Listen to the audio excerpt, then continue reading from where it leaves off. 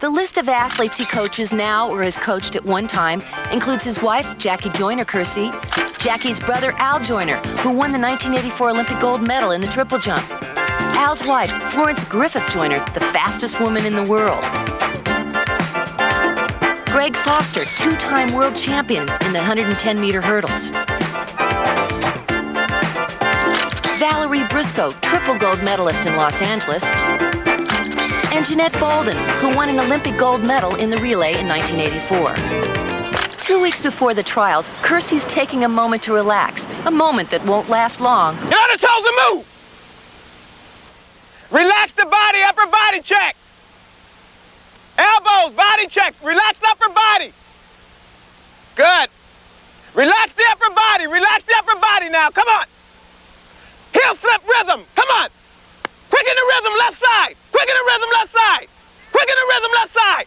Quicken the rhythm left side all the way through. Come on. Come on. Good job. 25-31. Get off the knees and walk. Come on, Valerie. Walk it off. In addition to coaching world-class athletes, Bob Kersee's also the women's track coach at UCLA. But his special project is his wife, Jackie, considered the greatest female athlete in the world. At the Olympic trial and come down there with that speech today. They met at UCLA when Jackie arrived from East St. Louis on a track and basketball scholarship, a tremendously gifted athlete. After years of working closely, they became best friends. From day one, it wasn't love at first sight. It was coach athlete at first sight.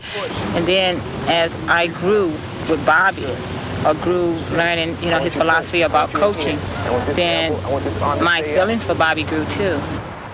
So what's most important to Bob Kersee? To be a good coach or a good husband? The most important thing to me is our marriage.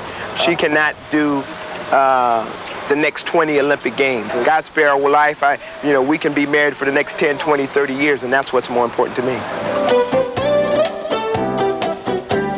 Bob also manages Jackie's off-the-track career and is well aware of how a good image can translate into lucrative endorsements.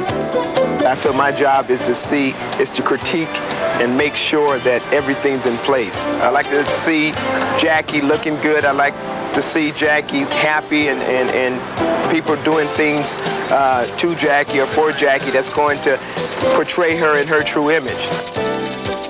Although it's just 2 weeks before the trials, the Kersees are taking time out from training for a shoot with Rolling Stone magazine. Yeah. But Bob knows what he's doing. At the trials, he will deliver a wife and an athlete whose preparation is right on schedule.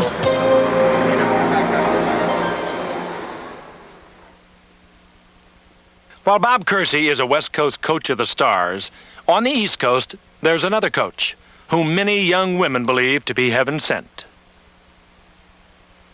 Oh, yeah.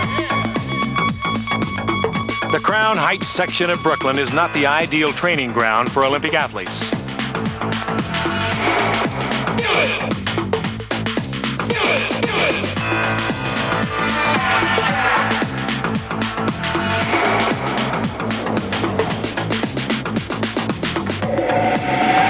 And yet on this scruffy high school field, one man has managed to open the door for young women runners. Meet Fred Thompson, Olympic coach. Soon he'll take some of the world's best sprinters to Seoul. But his home is here at the Adams Track Club for women. 2 of his kids will compete in the Olympic trials. One, MEREDITH RAINEY, is also a student at Harvard. People mistake what we are because we have so many fine athletes that come out of the club.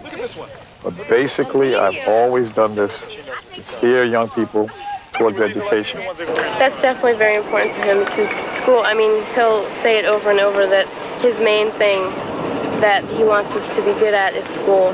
And if track helps with that, fine.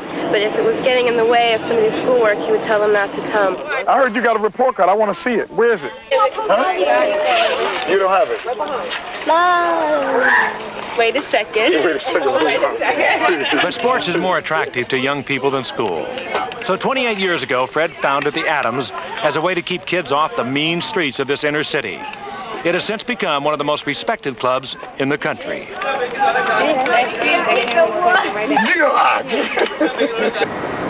And Fred's own reputation has gone past Brooklyn, elevated in part by a second passion. The Colgate Games, one of the largest track events in the country, where thousands of New York girls at every age level compete.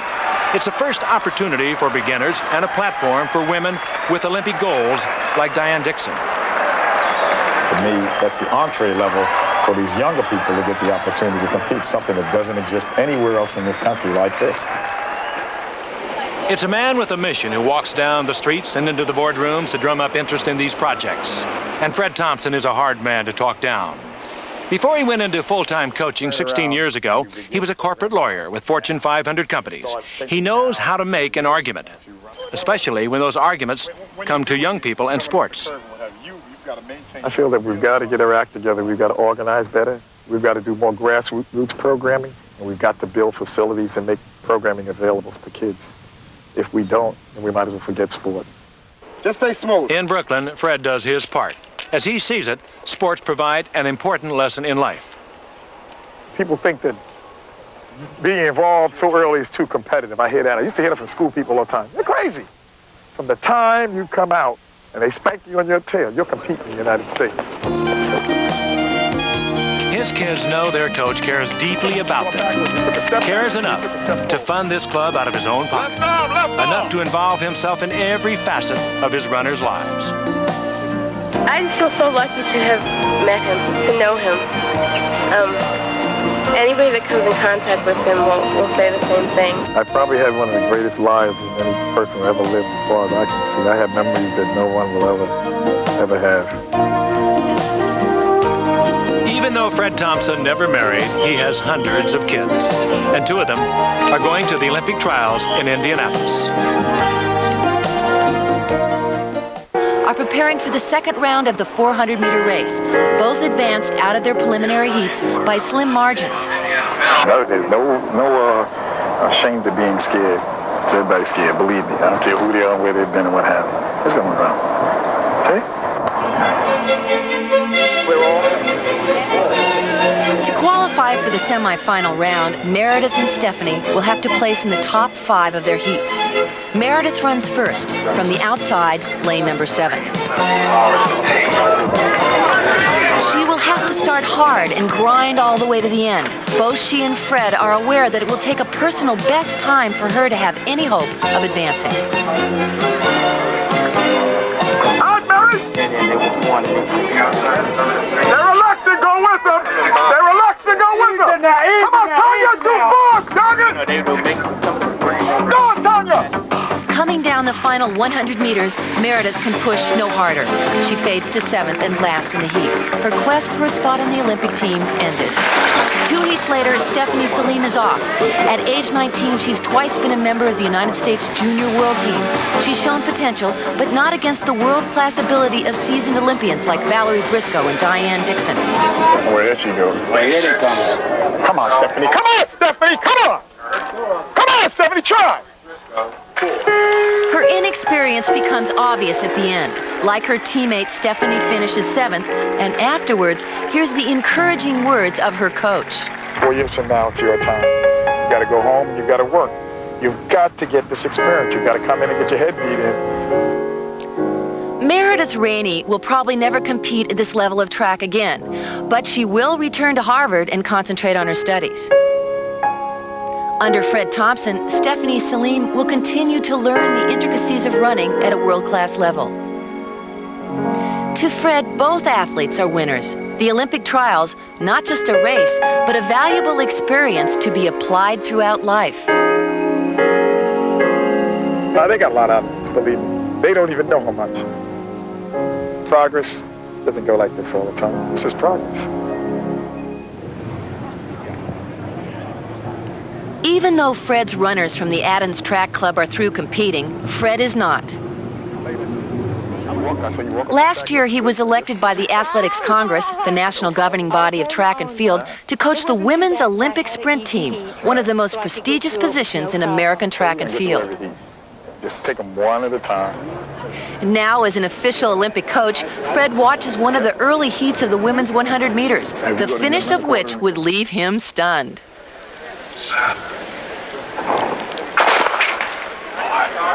Look at Florence. Oh, Jesus. Holy smoke. Florence, look at that outfit. 1060. 1060? No. It's a world's record. Oh. Who cares about a win?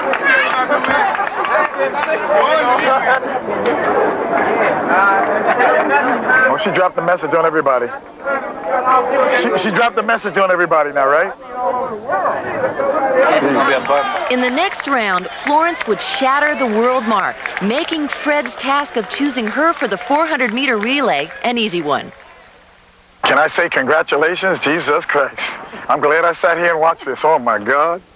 My job is to be a chief cook and bottle washer, to make sure that these young people reach that starting line in the best possible shape, to hold their hands if necessary, to hold a watch and help them train. You gotta warm up to stay in the shade someplace, but don't go anywhere where they're blowing cold air. Though it's a great honor to be an Olympic coach, it's by no means glamorous. One of Fred's first duties is to oversee the processing of Olympic team members. Each athlete has to have all the forms ranging from visa applications to shoe size. Each has to be fitted with the official uniforms and attire. Each has to be photographed for Olympic credentials. In his 28 years in track and field, Fred has gone through this many times as national and world team coach, but now for the first time, he's an Olympic coach. Fred Thompson.